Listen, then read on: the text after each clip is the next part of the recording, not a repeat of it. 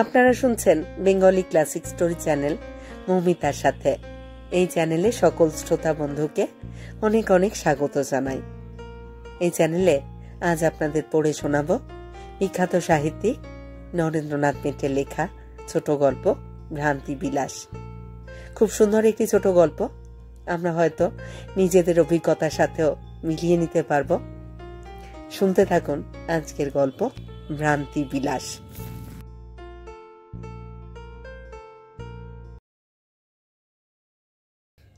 মাঝে উঠে কোনো সিট খালি আছে কিনা লক্ষ্য করছিলেন সতীকান্ত। হঠাৎ আসনের বদলে লম্বা বেঞ্চটার এক কোণে উপবিষ্টা মেয়েটিকে দেখতে পেলেন। তরুণী সুন্দরী মেয়ে, পাশে আরো তিনটি যে মেয়ে বসেছিল তাদের চেয়েও অনেক লম্বা। সবচেয়ে আশ্চর্য, মেয়েটির চোখে প্রসন্ন দৃষ্টি আর স্মিত হাসির আভাস ফুটে উঠল। সতীকান্ত ভাবলেন, কে? চেনা চেনা, কিন্তু ঠিক নাম মনে করতে পারছেন না। আশ্চর্য, নাম তিনি আজকাল বড় বেশি ভুলে যান।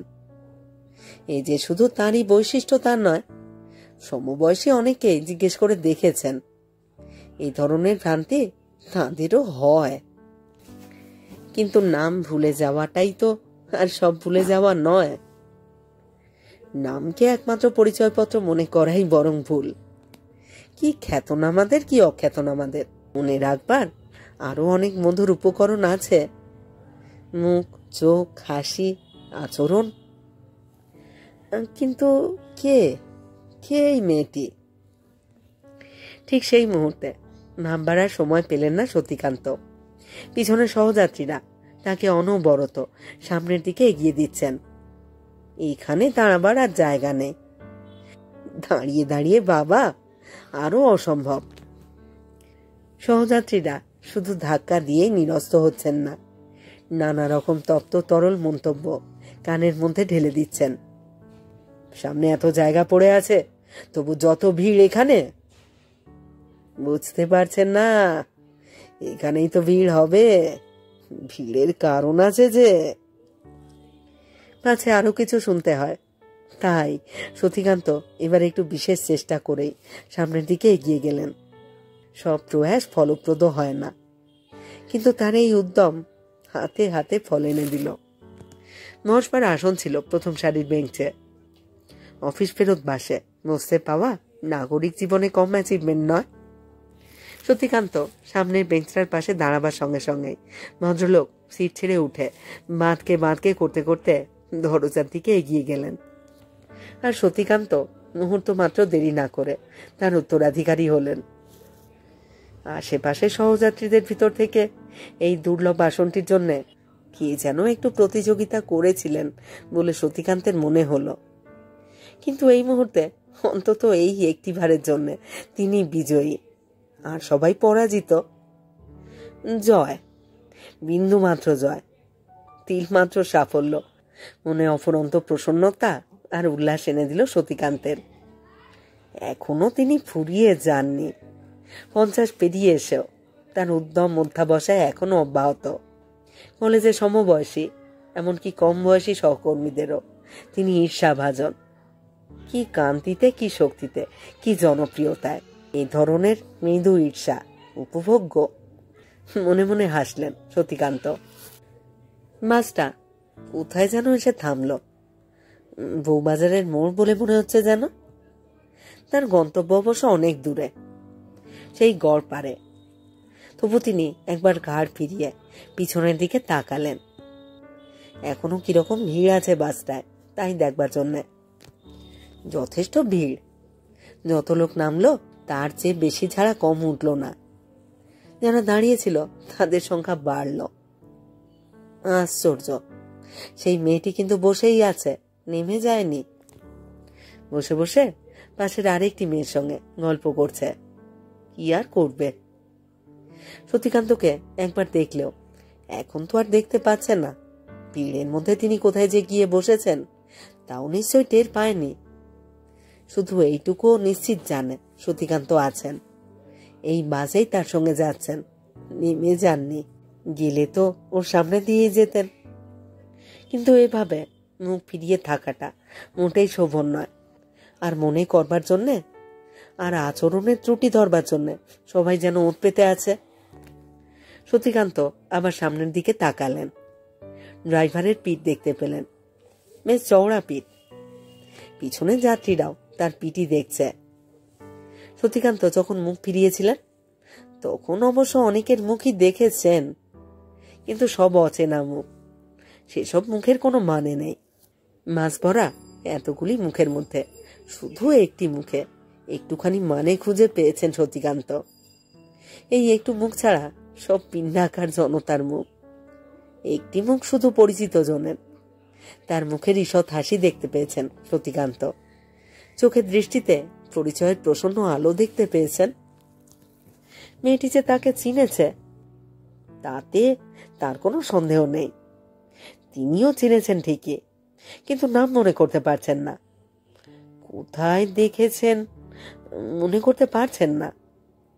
আশ্চর্য, দুটোর একটা অন্তত মনে পড়া উচিত। কোন প্রসঙ্গে কি উপলক্ষে দেখা হয়েছিল তা মনে পড়লেও হতো, কিন্তু স্মৃতির ক্যানভাস থেকে সব যেন ধুয়ে মুছে একাকার হয়ে গেছে। তা হয়ে গেলেও স্বস্তি পেতেন সতীকান্ত, কিন্তু তাও তো হয়নি। সেখানে কয়েকটি সুস্পষ্ট রেখায় একটি অপূর্ব মুখাবয়ব ফুটে রয়েছে। না, ভুল হলো, রেখাচিত্র নয়, একেবারে পূর্ণাঙ্গ একটি তৈলচিত্র। এঁকে রাখবার মতোই সুন্দর মুখ, সুঘোর বর্ণ, সুডৌল গড়ন, কোমল চিবুক, পাতলা ঠোঁট, রঞ্জিত কিন্তু অতিরঞ্জিত নয়।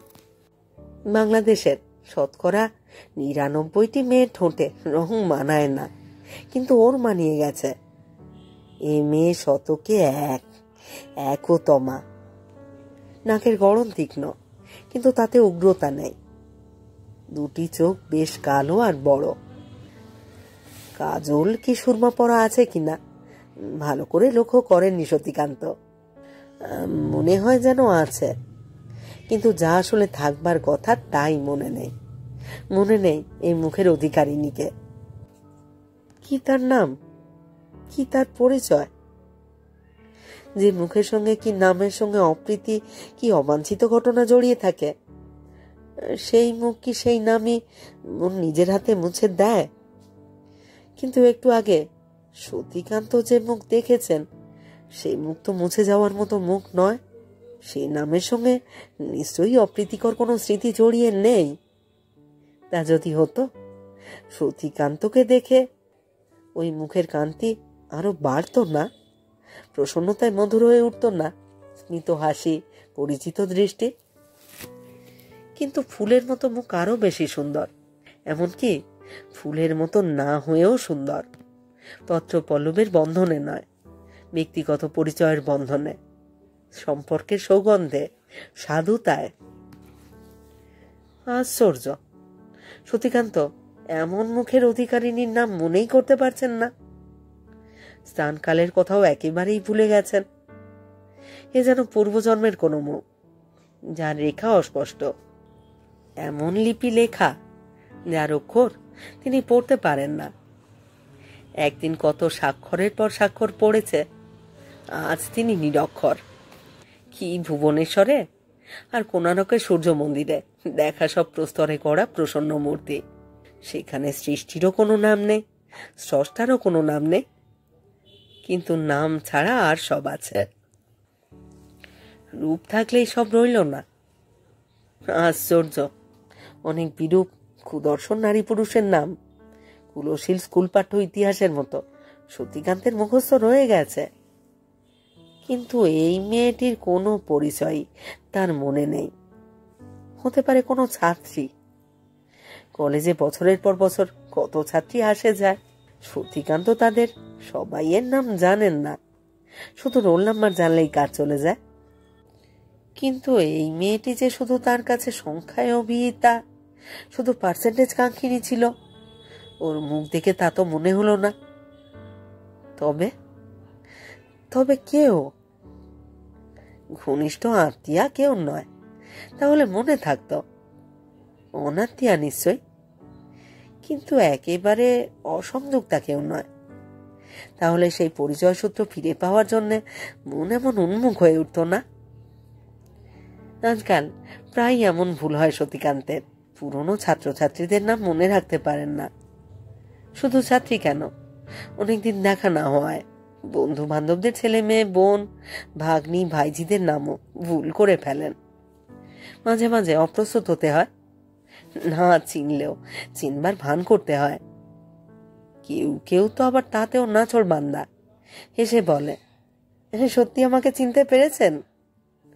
তখন ধরা দিতে হয়, না ধরতে পারিনি, ঠিক ঠিক প্লেস করে উঠতে পারছি না। ছেলেরা প্রায় সহজভাবে নেয়, কিন্তু এ কথা শুনলে মেয়েদের কারোর কারোর মুখে অপ্রসন্নতার ছায়া পড়ে। তার মনোভূমিতে উদ্বাস্তু নিরাশ্রিতা হয়ে রয়েছে, এই কথা শুনে কেউ খুশি হয় না। সেদিন এক কুটুম্বিনী, মাসুতো ভাইয়ের শালিকা, মারি বয়সে গঞ্জনা দিয়ে গেছে। কি আজকাল চিনতেই পারেন না? কেন, না চিনবার কি হয়েছে? নাম হয়েছে, খ্যাতি প্রতিপত্তি হয়েছে।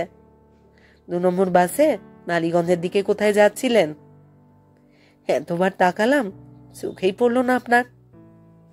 কি আর করি, মনের দুঃখে একটা স্টপ আগেই নেমে গেলাম। মানুষ মানুষকে এমন করেও ভোলে? 3 ছেলের মা হলে কি হবে, অনিমার কথায় এখনো রস আছে। এক সময় চিঠিপত্র সরস ছিল। এই মেয়েটিও কি মনের মধ্যে অভিমান পুষে নিয়ে 2-1 স্টপ আগেই নেমে গেল নাকি? শঙ্কিত হয়ে ঘাড় ফেরালেন সতীকান্ত। না, দেখে স্বস্তি পেলেন। শুধু স্বস্তি নয়, আনন্দ। নেমে যায়নি মেয়েটি, আছে, এখনো আছে। ওর বেঞ্চে যারা বসেছিল তারা এখন আর নেই। ওর সেই পরিচিত মেয়েটি উঠে চলে গেছে। এখন শুধু অপরিচিত একজন ভদ্রলোক ওর পাশে বসে আছেন। পাশে নয়, বেশ দূরে, একেবারে এক কোণে গিয়ে চোরের মতন বসে রয়েছেন। নিশ্চয়ই পরিচিত নয়, তাহলে ওভাবে বসে থাকতেন না। ভদ্রলোক কি অনুমতি নিয়ে বসেননি? বসবার সময় খুব বীরত্ব দেখিয়েছিলেন, এখন একেবারে কুণ্ঠিত হয়ে রয়েছেন। সতীকান্ত কিন্তু অমন করেন না, কখনো বিনা অনুমতিতে বসেন না। কোনো মেয়ে কি মহিলা চোখের ইঙ্গিতে কি মুখ ফুটে বসতে না বললে সতীকান্ত দাঁড়িয়ে থাকেন, সেইটাই ভদ্রতা। অনেকে অবশ্য এই নিয়ম মানেন না, তারা জোর করে বসে পড়েন। এই ধরনের ব্যবহার অশালীন বলে মনে হয় সতীকান্তের। নিয়ম যখন আছে, অবশ্য নিয়মটাকে তিনি পছন্দ করেন না। যেসব মেয়ে বাসে ট্রামে চলাফেরা করে, পুরুষদের সঙ্গে সমানভাবে মেশে, তাদের জন্য আলাদা বন্দোবস্ত কেন? মেয়েদের শালীনতা শুচিতা রক্ষা করবার জন্য এই ব্যবস্থা করতে হয়েছে। যারা মেয়েদের পার্শ্বচর হয় তারা নাকি বেশিরভাগই স্পর্শচোর। মেয়েরা যেমন স্পর্শ কাতরা, পুরুষরা তেমন স্পর্শ চোরা। তাদের অভদ্র ব্যবহারের অভিযোগ মেয়েদের কাছ থেকেই শুনেছেন সতীকান্ত। তবু তিনি বিশ্বাস করেন না, সবাই সমান নয়, সবাই অভদ্র নয়। সম্মান দেখালে অনেকেই সম্মান দেখাতে জানে, সম্মান রাখতে জানে। প্রথম প্রথম যত অসুবিধাই হোক, সতীকান্ত এই দেওয়াল তুলে দেওয়ার পক্ষপাতী। কোনো মেয়ে লেডিস সিটের এই রক্ষা কবচকে বিশেষ সম্পত্তি বলে মনে করে। সামনে জিনিসপত্র নিয়ে দাঁড়িয়ে থাকলেও বুঝতে বলে না। এই মেয়েটি তার ব্যতিক্রম দেখে সতীকান্ত খুশি হলেন। ওই অপরিচিত লোকটিকে নিশ্চয়ই নিজে বসতে বলেছে মেয়েটি। এই শিষ্টাচার ওর মতো মেয়ের কাছ থেকেই আশা করা যায়। যৌবন মানেই প্রশান্ত ঔদার্য, সৌন্দর্য মানেই উপভোগের উদার আহ্বান। সৌন্দর্য নিজেই একটি পরম মহোৎসব, সৃষ্টি আর তার সম্ভোগ দুইয়ে মিলে পূর্ণতা। ওই অপরিচিত লোকটির বদলে সতীকান্ত যদি নিজে ওখানে দাঁড়িয়ে থাকতেন, মেয়েটি শুধু তাকে বসতেই বলতো না, তার সঙ্গে কথাও বলতো। কারণ সতীকান্ত পুরোপুরি চিনতে পারেননি মেয়েটি তো তাকে চিনেছে, সেই এক পক্ষের পুরো চেনার সঙ্গে আর এক পক্ষের আধা চেনাকে মিলিয়ে নিতে পারতেন। সূক্ষ্ম কৌশলে জেনে নিতে পারতেন ওর নাম, ঠিকানা, পূর্ণ পরিচয়। কি এমনও হতে পারত দু একটি কথা বলবার সঙ্গে সঙ্গে সত্যিকান্তের সব মনে পড়ে যেত। স্মৃতির মণিকোঠার যে প্রকোষ্ঠে তালা লাগানো রয়েছে, হয়তো একটি অর্ধোচ্চারিত কথায়, কথা বলবার একটুখানি ভঙ্গিতে সেই জংধরা বহুদিনের ব্যবহার না করা তালাটি খুলে যেত। বেরিয়ে পড়ত অসামান্য ঔজ্জ্বল্য নিয়ে সেই সব গুপ্ত রত্ন, যা এতদিনের বিস্তৃতির অতলে লুপ্তবৎ ছিল। হারানো জিনিস, পুরনো জিনিস খুঁজে বেড়ানো বহুদিনের অভ্যাস সতীকান্তের। শুধু পুরনো বইপত্র নয়, পুরনো আত্মীয়তা, বন্ধুত্ব। ফুরোয় যা ধীরে ফুরোতে, এই নিরাসক্ত নীতি তার মন মানতে চায় না। ফুরোলেও তিনি ফিরে ফিরে যান।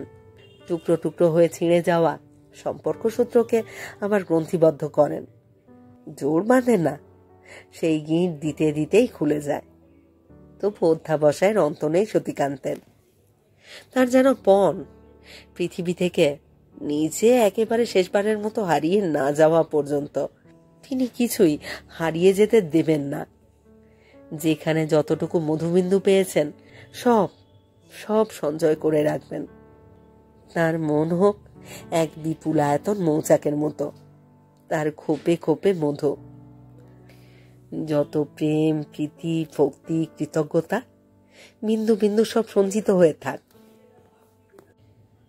মাছটা স্টপে বাঁধতে সতীকান্ত উঠে দাঁড়ালেন। বহুদিনের অভ্যাস। বাসটা এখানে এসে দাঁড়ালে তিনি উঠে পড়েন। যত চিন্তামগ্নই থাকুন না কেন ভেসে ওঠেন। দাঁড়িয়ে থাকলে ভিড় ঠেলে নেমে পড়েন।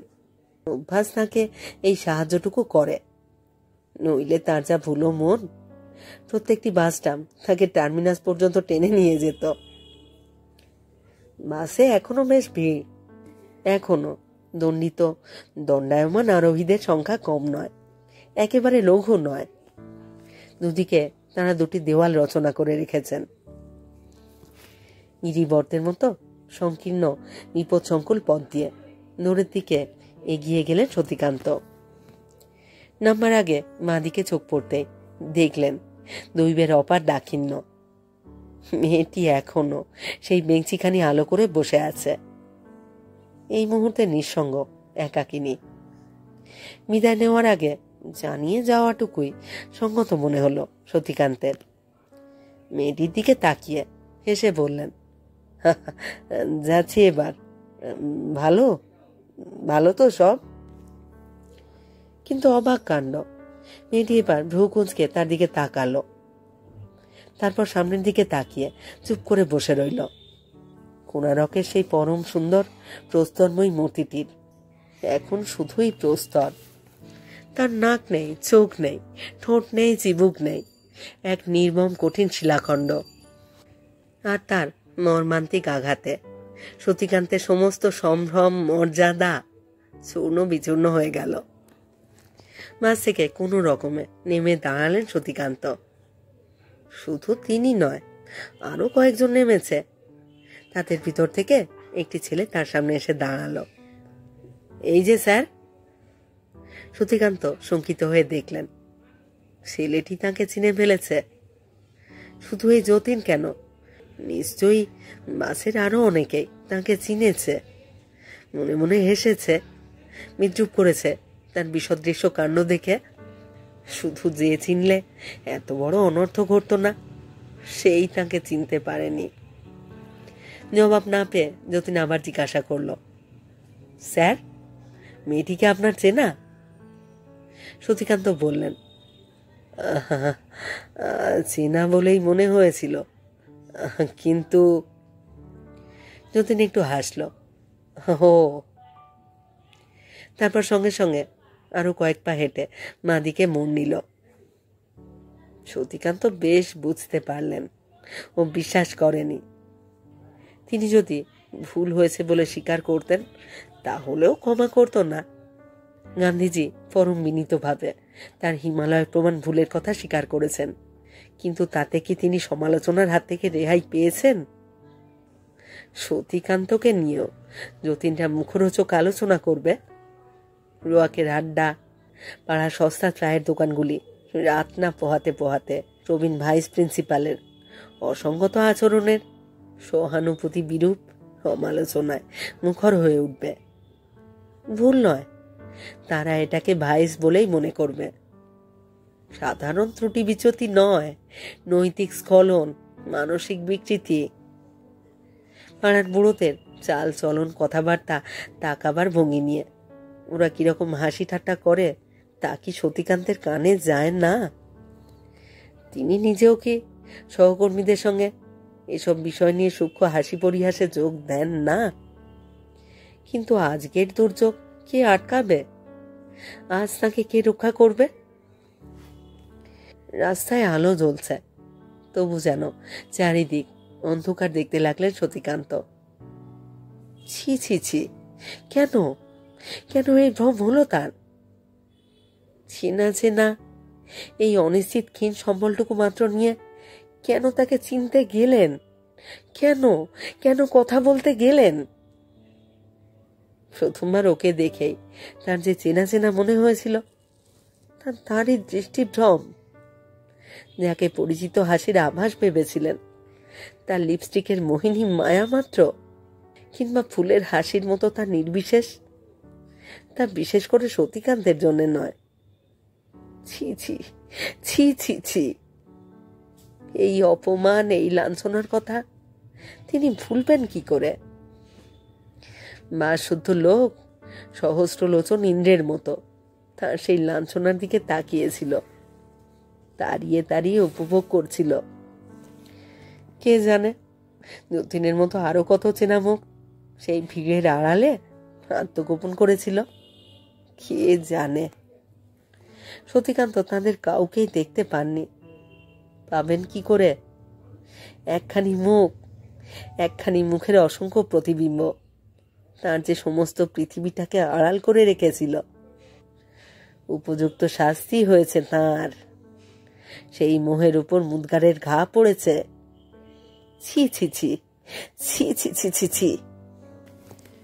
সতীকান্তের মনে হলো মাঝে দেখা সেই অপরিচিত নারী ছলনার এক মূর্তিমতী রূপ, যে ছলনা তাকে বারবার হাতছানি দিয়ে ডেকেছে আর বারবার বঞ্চিত করেছে, প্রবঞ্চিত করেছে, বিড়ম্বিত করেছে।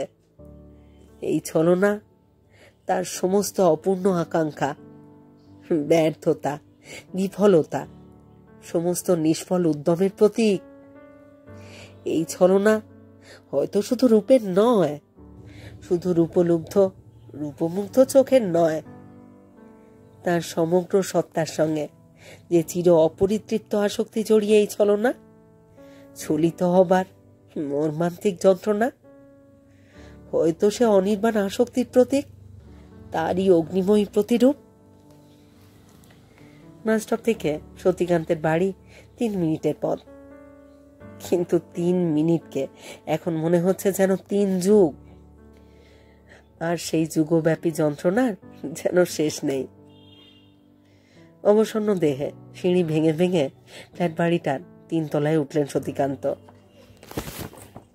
নিজের ফ্ল্যাটের নম্বরটা দুবার করে দেখে মিলিয়ে নিলেন, যাতে আর ভুল না হয়। লেটার বক্সটার উপর নিজের সংক্ষিপ্ত নাম লেখা রয়েছে। আশা করা যায় সেই নাম নির্ভুল। ক্ষীণ দুর্বল কম্পিত হাতে কড়া নাড়তে লাগলেন সতীকান্ত। আশা করা যায় দৌড় খুলবে।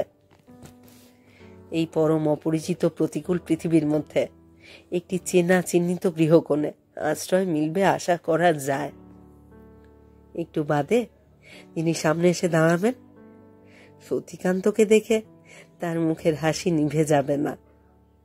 সতীকান্তের দিকে চেয়ে তিনি অচেনা কাউকে দেখে আঁতকে উঠবেন না।